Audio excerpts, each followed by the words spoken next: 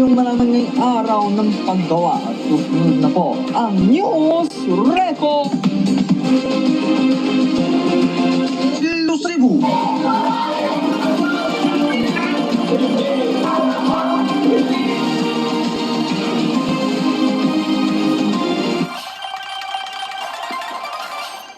Ang pinagkakatulaan ng mas maraming Pilipino.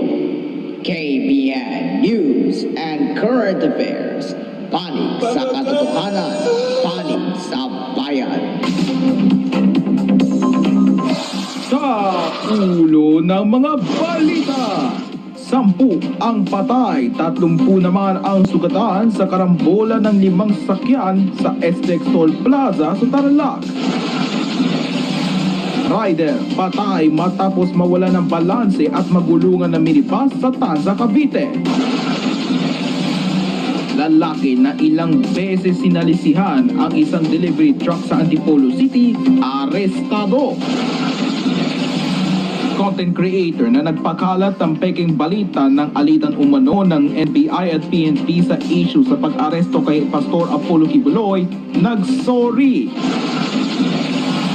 Labor Day Rally sa Recto sa Maynila, nauwi sa tensyon. Sa Record Showbiz, actress Ira Divina, lala ang kanyang kwento sa MMA, mapapanood na.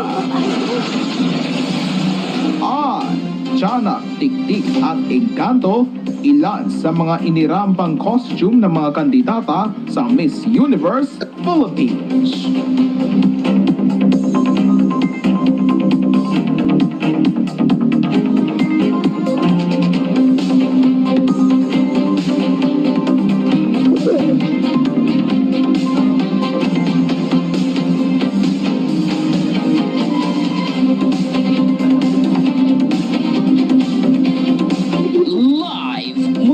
Sa KBN News Headquarters Manila, ito ang News Record! To clean. There must be an easier way.